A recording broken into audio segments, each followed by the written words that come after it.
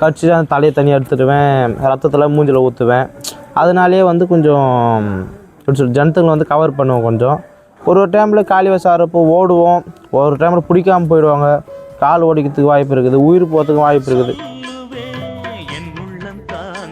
ராணிப்பேட்டை மாவட்டம் சோளிங்கர் வட்டம் கோத்தமக்க கிராமத்துலேருந்து பேசுகிறேன். என் பேர் அஜய். சின்ன வயசுலேருந்து கலைத்துறை மேலே ரொம்ப ஆசை எனக்கு. நான் சென்னையில் இருந்தேன். சென்னையிலேருந்து இங்கே ஆயா வீட்டுக்கு வரப்போது கலைத்துறையை பார்ப்பேன். அப்போ வந்து நம்மளும் ஒரு நாள் மேடை ஏறி ஆடணுன்ட்டு ரொம்ப நாள் கனவு எனக்கு. ஒரு 3 வருஷமாக ஆடுறேன் இப்போ. நான் எந்த ஒரு குறையும் இல்லாமல், வீட்டில் எந்த ஒரு குறையும் இல்லை. நாடகத்துறையை வந்து ஒரு நல்ல ஸ்டேஜுக்கு தான் போனே தவிர கெட்டு போல, எந்த ஒரு பழக்கத்துக்கோ எதுக்கும் போல் நல்லபடியாக இருக்கிறேன். வீடெல்லாம் நல்லபடியாக பார்த்துருக்குறேன், எந்த ஒரு குறையும் இல்லாமல் இருக்கிறேன். ஆயா வீட்டுக்கு வருவேன் நான் சென்னையிலேருந்து மே மாதம் லீவில். அப்போது வந்து நாடகம் ஆடுறப்ப நான் கீழே உட்காந்து பார்ப்பேன். நம்மளும் ஒரு நாள் ஆடணும்ன்ட்டு ரொம்ப நாள் ஆசை எனக்கு. அதனால் ஒருத்தர்கிட்ட போய் கேட்டேன். மோகன்ட்டு ஒரு எங்கள் வாத்தியார் இருக்கார் ஒருத்தர் சுமதாங்கியில், அவர்கிட்ட கேட்டேன். நானும் வரட்டுமான்னு கேட்டதுக்கு சரி வானே நான் ஆடுவேன்னு சொன்னாங்க. ஃபஸ்ட் நாள் போனேன், ஆடிட்டு வந்தேன். அப்புறம் கொஞ்சம் தொடர்ந்து கற்றுக் கொடுத்தாரு. சரி அதுலேருந்து கொஞ்சம் அப்படியே நாடகம் கற்றுக்கிட்டேன். அதுதான். எந்த ரோல் விட்டாலும் ஆடுவேன். சைடு கதாநாயகி ஆடுவேன், காளி வேஷம் ஆடுவேன். மிச்சப்படி வேறு எதுனா ஆம்பளை வேஷம் விட்டாலும் ஆடுவேன். போன உடனே ஒரு நல்ல ஒரு வழப்பு தருவாங்க அந்த ஊரில். அதுபோல் நம்ம நடந்துக்கிற விதம் தான் இருக்குது. அதுமாரிலாம் அப்பா சொன்னார், போக தேவையில்ல, இதெல்லாம் நம்ம குடும்பத்துக்கு செட் ஆகுதுன்னு அப்பா சொன்னார். இருந்தாலும் அம்மா வந்து நம்மளுக்கு சப்போர்ட்டு.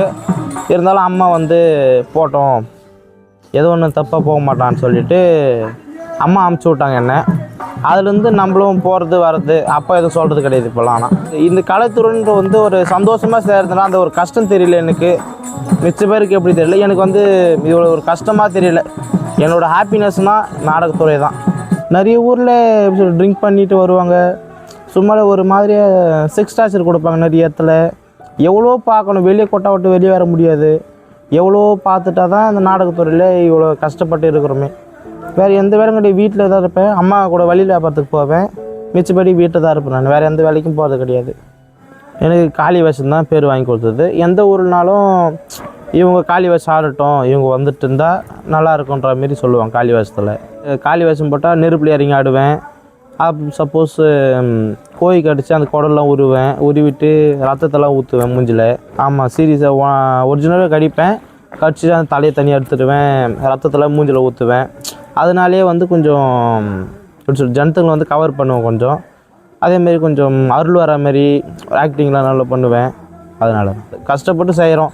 ஒரு டைமில் காலி வயசு ஆகிறப்போ ஓடுவோம், ஒரு டைமில் பிடிக்காமல் போயிடுவாங்க, கால் ஓடிக்கிறதுக்கு வாய்ப்பு இருக்குது, உயிர் போகிறதுக்கு வாய்ப்பு இருக்குது.